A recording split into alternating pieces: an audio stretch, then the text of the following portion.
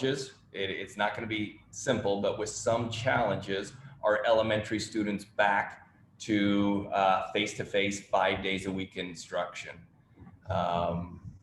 We have more issues at the middle school and high school level.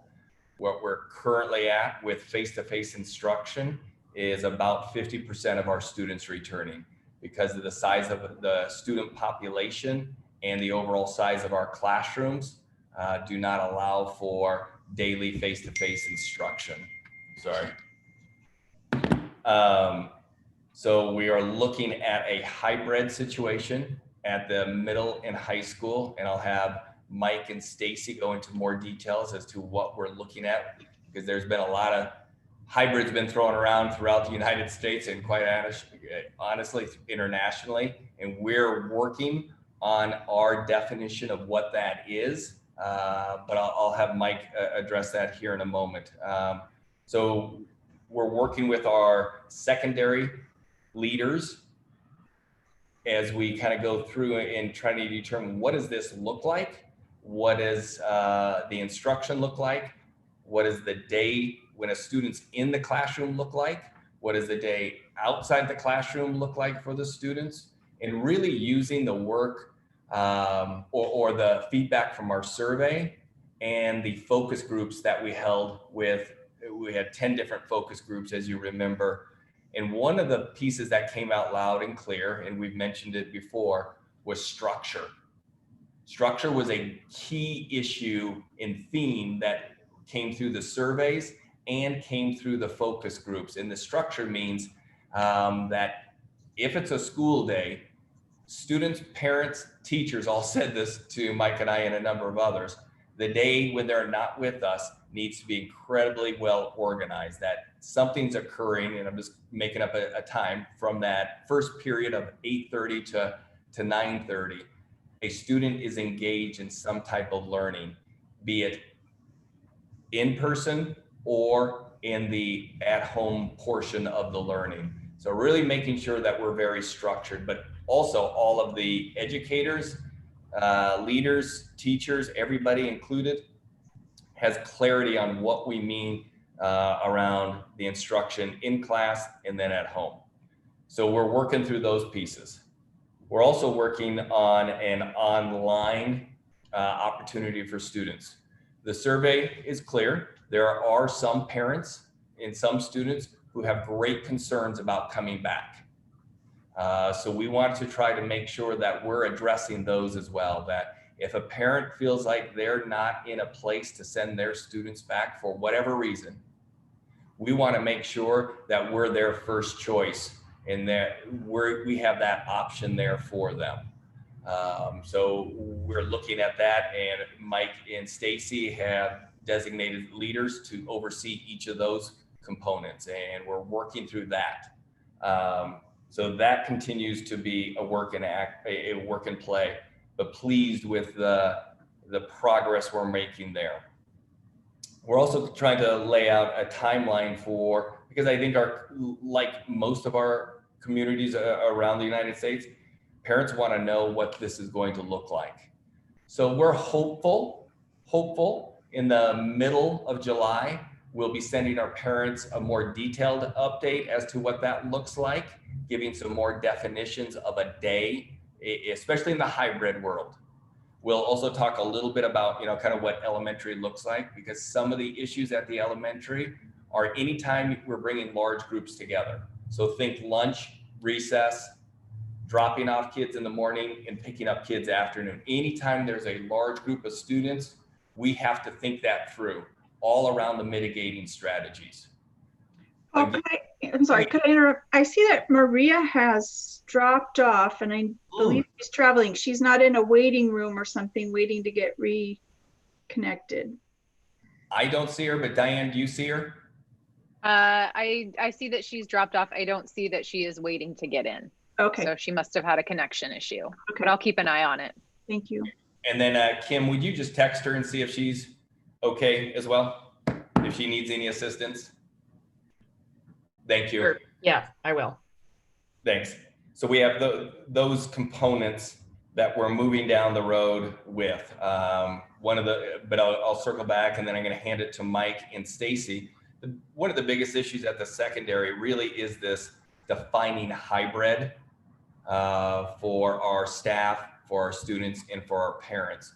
So Mike, Stacy, do you guys want to talk a little bit about our current thinking? And I'm prefacing all of this because it continues to change and evolve from where we originally thought we could be to where we are. We've engaged a number of experts and continuing to try to help build our knowledge, because we're not experts in the area of online learning, but there are people who are out there.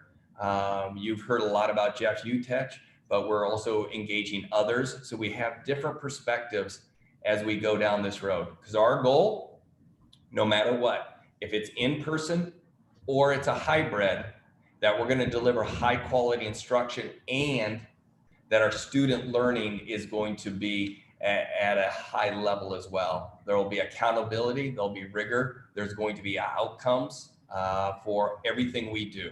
But I'm going to circle it back to Mike and Stacy to talk a little bit about what hybrid means to learning and teaching. Okay, thanks, Paul. And Paul covered a lot of what I was going to cover, but I'll add some detail and then we'll go deeper into hybrid. Just jumping back into the elementary piece, I just want to underscore the fact that although we are able to bring 100% of our elementary students back 5 days a week, that's only possible due to a great deal of flexibility and non-traditional approaches to how we're doing things. During our meeting, our reopening meetings, we've equated this work that we're asking the elementary principals to do to that famous scene in the Apollo 13 movie, where the manager comes into the engineer's office with a box full of materials and says, "This is all they have on that spaceship. You need to figure out how to get everybody home safely. Let me know when it's done," and walks out. That's essentially what we've done to our elementary school leaders, and they are busy doing that work.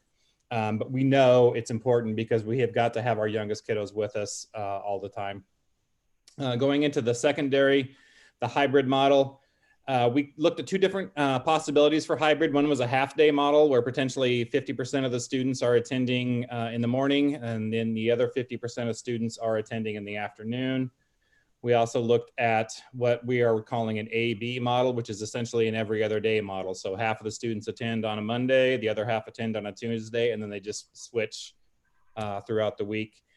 We looked at the implications for teaching and learning, cleaning and staff, student and safety, the issue of transporting students and any sort of lost time due to transitions, the need for our middle schools to be on a very similar plan as our high schools.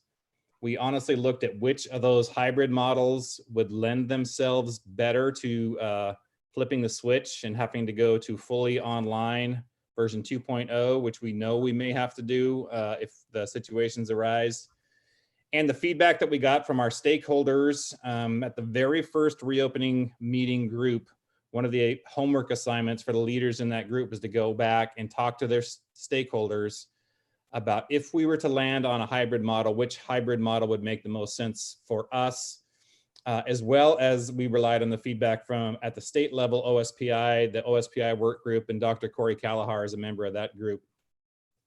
In all of those things, we weighed the two options, and we really do think that the A-B model is the best fit for us, where we have 50% of our roughly 50% of our students with us on any given day. So the work that the middle school and Wenatchee High School teams are doing right now is working with their staff and their stakeholders to fully vet and explore the option. We're going to come to obstacles that'll need to get tackled, and we'll do that together. We'll do it in a fully transparent way. So we know that we need to be flexible and that we need to be collaborative as we work down this road. Learning will occur every single day. So whether a student is sitting in the classroom with the teacher, whether they're sitting at home and doing more remote or distance learning, learning needs to occur every single day. We can't take what we would normally deliver in the form of teaching and learning and cut it in half in this instance. That's not acceptable. So I'm going to have Stacy in just a minute talk a little bit about the things we're putting into place to ensure that that happens.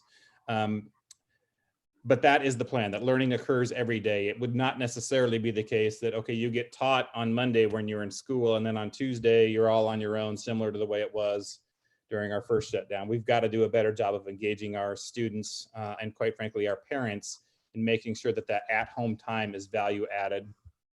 Our students who have IEPs and our long-term EL students would be with us on every single day. We know that was actually one of the directives from Chris Reichdahl, that your students who are furthest from that academic success piece, they need to absolutely be prioritized. So those kiddos will be with us every single day.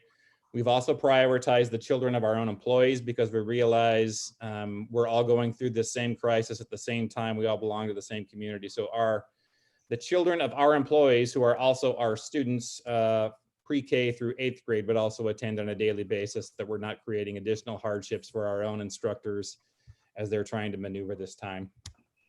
At this point, we believe that Westside High School's day program and the Wenatchee Valley Tech Center will both be able to operate in a fully face-to-face model. So they will have all of their students there with them 5 days a week. Although in talking with Corey Kalahar today, there's still some issues that his team is working out on that. So that's just another example of when we think we can do something and then we get down into the weeds of the details and we realize that there may be some things that we hadn't thought of. And so they are continuing to work on that.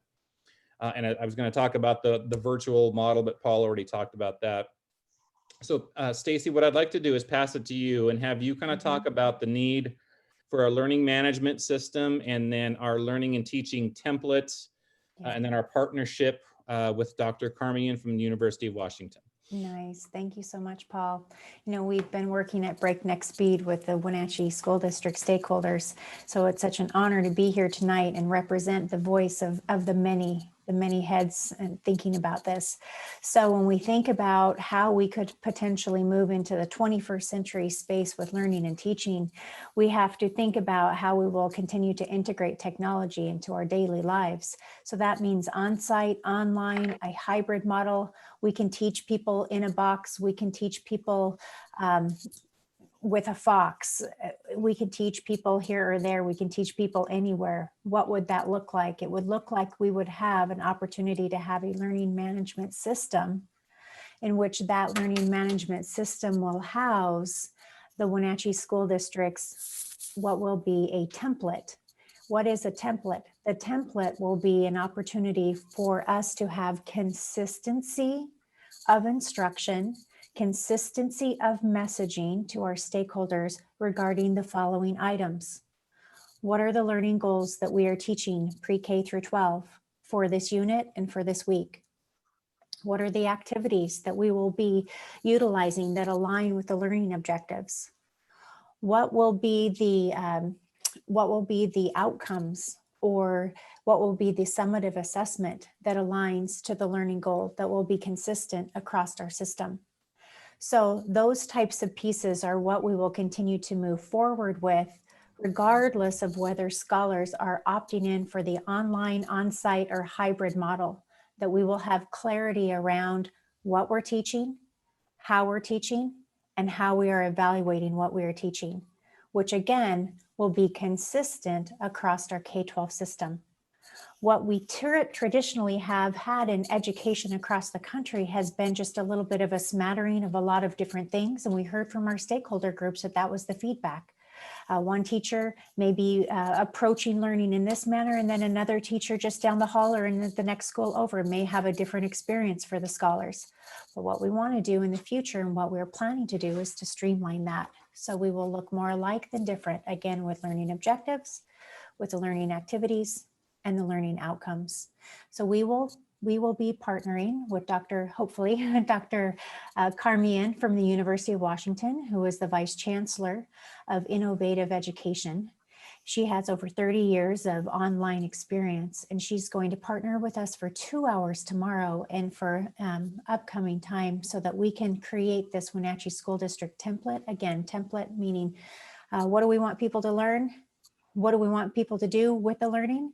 And how do we know that they've learned it? So she will help us build the template, and she will help us work with our working groups as we create, by the time everybody comes back to school, hold on to your hats, we'll have a 68-member working group that will work on outlining a K through 12 unit plan for all grade levels, all content areas, so that when we come back to school, it will be plug and play for educators to be able to go in and teach with consistency and rigor.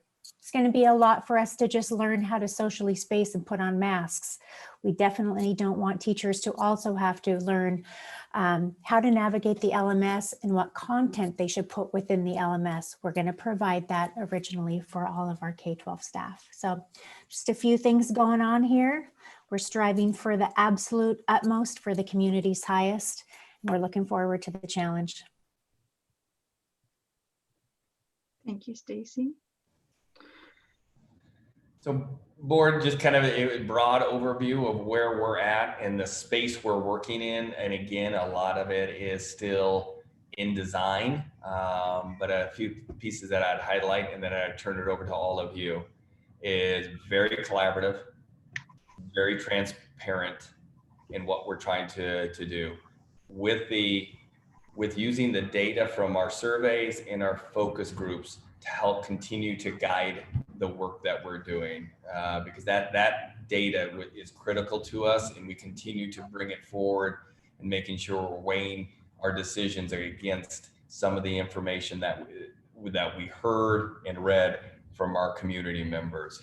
But I am also excited that teachers, principals, coaches are all involved in this. This is not going to be a Paul, Mike, Stacy show. It is a collaborative effort where we're bringing in educators and really making sure everybody is working from that same page. It's a growing group. It's starting small and then slowly bringing in more and more people to the conversation. So board members? Just had a follow-up question. Mike, you had mentioned West Side's day program as being able to continue on track 5 days a week. And I was wondering about the other programs at West Side, if they've been affected, if they've been dialed back at all because of just time restrictions, or if they're at full force, their evening program and their other such programs. Thanks. Sure. In talking with Corey, I think their other programs have been impacted, but I would still say that they're probably at full force. I think that the evening program, the amount of kids we're talking about is not as big an issue to get them all there. So I think that's the way Corey's planning to go with that. The ROC program is their other program that they run, and they are offering that in a fully online version. So if there is any student who is kind of already in the alternative track or would like to be in the alternative track, but is not comfortable necessarily coming back and doing any sort of in-person learning and teaching, that Corey would make that option available for them as well. Thank you, Mike. Mm-hmm. I had a question about Skill Center, West Side, and perhaps Valley.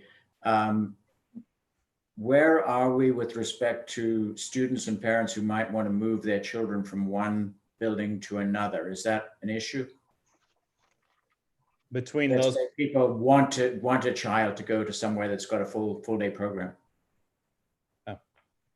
Not yet, Martin, but one of the pieces that we are in the process of is really defining our online program too, because we do need to get that up and running and then create registration for that to understand, is there a real need there? And what are those numbers?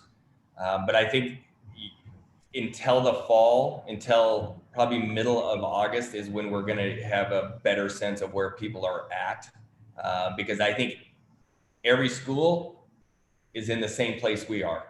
Unless it's an online school that they know and that's a known commodity, I think everything else is up in the air. And that's why we want to define our online school a little bit more and then put it out for registration just to see what is the interest. Is it 10 kids? Is it 60 kids? Is it 200 kids?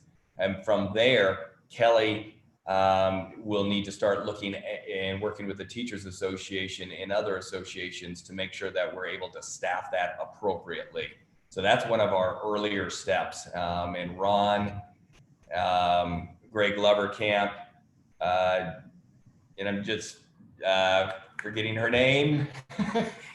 Yeah, so the virtual program right now, there's a group of people who are taking leadership over that. Now, 2 people who have stepped forward to kind of essentially give up their summer to do this work at this point are Jennifer Devereaux and Joan Adams. Okay. And they are partnering with Corey from Westside and Greg at Valley to create this this program, because there's elements of both the Valley program and the Westside program, but it is also its own unique program. So they're all doing that in partnership. And Martin, you had asked about Valley. I forgot to mention Valley. Valley going into next year will also be using a hybrid model.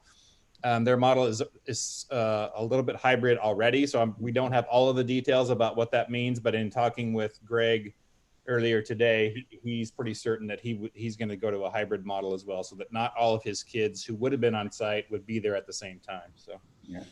Well, my question was more of a political rationing and fairness one. What happens if you get a stampede of people who want to go to those buildings and they're more than you can handle? Yeah, I don't know. Like many, and I'm not saying give me an answer. I'm saying I could see that as a potential issue if I mean, I have no idea what the demand would be, but you could have a situation that lots of people say, well, you know, I'd rather be Westside Day than AB at the high school. And then we've got numbers and a shift in population that we may not be ready for. I would agree. And it's something we've talked about, but like you, we can't put a number to it. Yeah. But yeah, we definitely have thought about that. Okay, good. I realize that you got a lot of things. The other one, and then that's my last question. When we have an AB program, and let's say B is the day that the cohort is out of the school, will they have their assignments ready the day before so that they can take their Chromebook and know what it is and there are no barriers to losing internet or communication? Yeah, I see you nodding, Stacey. Is that right? So, right. So the consistency that we're looking forward to is that everything will be released for that Monday for the entire week. Okay. And additionally, there'll be a unit plan as well. So a bit of self-pacing can occur as well. But I really appreciate what you're thinking in that regard. Yeah. Yes. That's great. Thanks. I think I heard you say that Paul, something to the effect of we want to be the option of choice for everybody coming back to school in the fall. But I have heard rumblings of folks saying, well, you know, we're just going to continue on with schooling at home. I want people to understand that, you know, what we're doing is going to be robust and worthy of, you know, the opportunity for their kids to participate. I also want to ask about the homeschooling requirements. We've been in an emergency situation now, but come the fall, that's going to change. There are requirements of parents who are deciding to homeschool their children, and we need to make sure that people are aware of, you know, those. It's not just, I'm not sending my kid to school. And we don't have to talk about that now, but maybe in some future date, we make that information clear to people. Like, if you do choose not to come back, this is what you must do instead. And then the other question or piece of that is, I'm wondering about Eastmont. Is this aligned with what Eastmont is doing? Are we working with Eastmont? So I'll go to your first piece. You're spot on around the rigor and the expectations. That's what the three of us talk about all the time, is making sure that this is a rigorous academic environment for all students. And that's the point why it's so critical to have the units of study, having the standards be that threshold in which we're holding students accountable to ensuring that they're learning the skills, concepts, and ideas that are expected out of each unit, and why we're going to be spending some significant time and resources in that area, so we're ready to move forward at the beginning of the school year for that. The homeschool one, you're right. It's not just, hey, I'm signing up for homeschool and then I get to do whatever I want. There are a lot of different requirements, regulations that OSPI and others hold parents and students accountable for, and we can talk about that at a different day. As far as the Eastmont piece, we've had some conversations with them, but we continuing to engage them around where are they at, and they're kind of in that same place of trying to figure out, can they bring all students back? Based on their high school being a little bit newer, they can add a few more students. We're pretty much right at the 50%. What I've heard is that they're going to have the ability to bring a few more students in because their classrooms generally at the high school are about 950 to 1,000 square feet, where ours are from 400 square feet to a little over 1,000. So ours are just all over the place. Not a time or place to push for a bond, but there are some significant issues within our high school compared to our neighboring schools, just around class size. And those 400 square feet still have 25 kids in them when they're teaching, because we need every space. So that's a big difference piece on as to who's coming back and who's not coming back. Instruction, we're working from the units of study that we're working with the University of Washington professor on that. And then we'll be sharing that. That's one thing that we're doing within the entire North Central ESD is sharing our work so others can benefit from it and we can benefit from that. Stacy and I actually had a meeting scheduled with our counterparts in Eastmont for tomorrow, but all of us agreed that we were going to reschedule it for next week because we're all knee deep in figuring out the minutia of our own plans. But we've been in communication with them, and we recognize we probably will not end up lockstep with them, but I think we can learn from one another, and it's beneficial. So that will get rescheduled for next week. Mm-hmm. I think it's important for us to understand, the rationale for why another district might be doing something differently, or that we can learn from some of the plans that they have. Because people are going to say, why is Eastmont doing this better thing than Wenatchee is doing, or vice versa. We hope vice versa. Yeah. No, but your point's a good one. I mean, because there's anybody who says they have this all figured out, I wouldn't trust that person. So the more we can learn and lean into others, that's where we're at. It's why the three of us and others within the cabinet do a lot of different virtual meetings outside of our own district just to hear. Ron was on a national conference today with Stacy, hearing from different people, different learning leaders across the country as to what they're doing. So we want to continue that. That question gave me another one. Is the ESD providing any kind of clearinghouse exchange of techniques and ideas within our area? Yeah, they're literally just that, Martin. They're a clearinghouse. So what Dr. Michelle Price asks all the superintendents and then all the heads of learning teaching to do is to add information into their folders. So we can kind of open those up. And we did that. Dr. Price has been doing this since the beginning of the COVID, here are opening plans, here's different ways to look. And we'll go in there on a regular basis just to see what everybody's doing. We'll check we'll check the districts of our size mainly, but even some of our smaller partners have brought forward some really good ideas that we've embraced. So yeah, but the ESD's done a wonderful job of helping us collaborate. Good.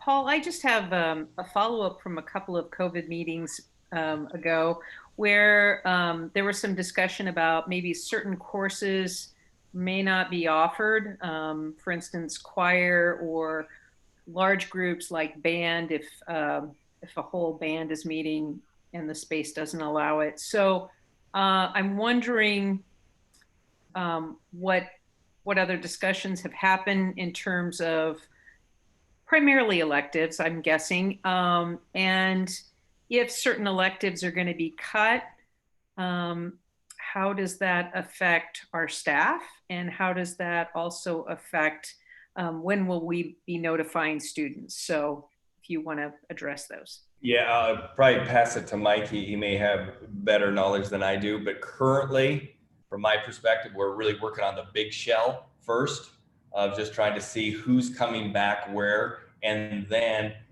prior to the meeting this afternoon, like Chris Lutkin was working with the elementary principals on lunch itself. So we're really trying to break it down into smaller groups, but I don't believe we've gotten too deeply into the elective piece. But Mike or Stacy, you guys may know more than I do. You guys are meeting with them on a regular basis. On the elective piece, the two that really have been called out, and PE is not necessarily elective, but choir and PE are specifically called out in the guidance that we got from OSPI. So we have to follow those guidance in those areas.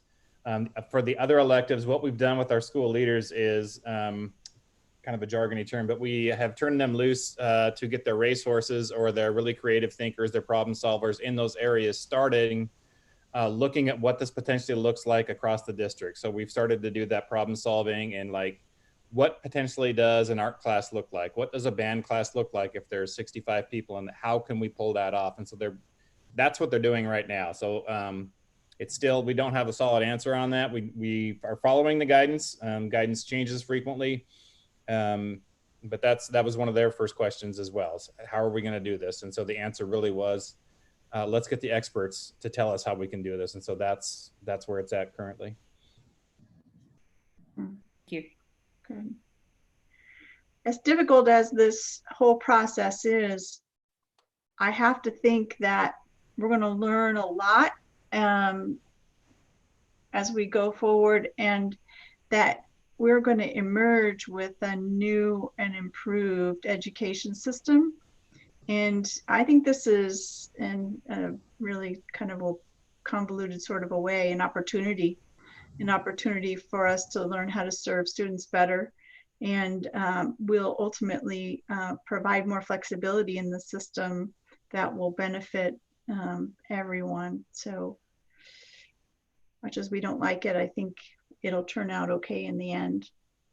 Laura, I totally agree. And it's something that Mike, Stacy, and I have talked a lot about, is what we've talked about, what Stacy and Mike have discussed with the board around the units of study, the learning, the templates.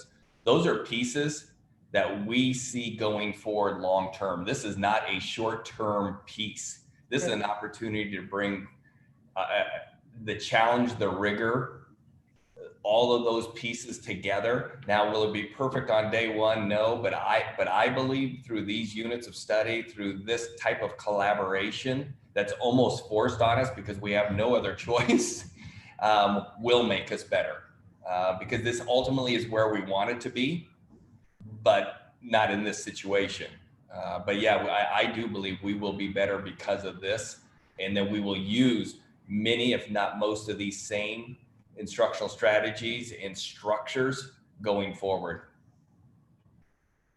I also agree that, and this has really, COVID-19 has really exposed our areas where we have true equity work, and I know that's been a big focus in getting people devices and getting them hooked up to the internet, and seeing what other obstacles they have that we need to help them overcome. So I'm with you, Laura and Paul, that I think that this, although we've kind of been thrown into it, it is really kind of the time that we can kind of reset and reorganize and restructure.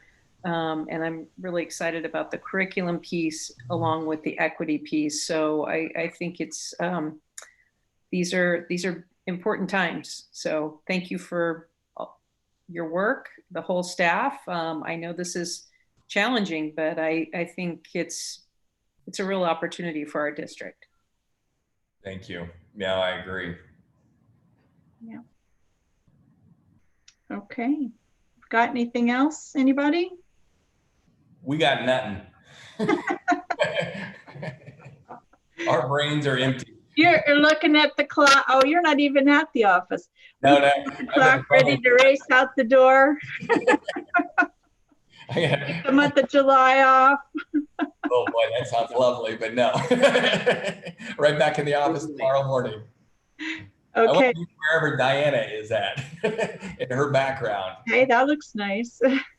Yeah, this is my office. Sorry, guys. It's just Yeah. that fake background. It looks like Taormino or somewhere in Sicily. A girl can dream. A girl can dream. So one note, a little outside, and we really can't discuss it, but just FYI, I will be sending you the updated F195 that we talked about at the last board meeting. We did reduce the staffing in there to equate to the reduction in the percentage of students who would be the decline in enrollment. Sorry, the decline in enrollment matches the percent that we're reducing from the budget from staffing side of things. Good. Okay. Thank you. So look for that. And then if you have any questions on that, just send me an email and then we will have that posted within the next 24, 48 hours. But Karen, again, just another shout out. Karen is just doing an amazing job in the finance team and really pleased with her leadership. So very grateful for her. And speaking of the budget, I know we don't have this on the agenda, but I am curious about when we're going to get an update on how the hiring for the CFO position is proceeding. Jill, I don't even know where I came up with that name. I'm making up names of team members now. Kelly has just set a schedule for, I believe it's July 8th for cabinet. So we have that open until late this week. So I will send you we have 3, maybe 4 candidates that we're interviewing. So I'll send all 3 or 4 applicants that we're interviewing. There's a few others, but they're not being considered. So I'll send those to you. But I believe that closes this Friday. Okay, great. Thank you. And then we are not officially meeting as a board until, is it the 4th or the 11th?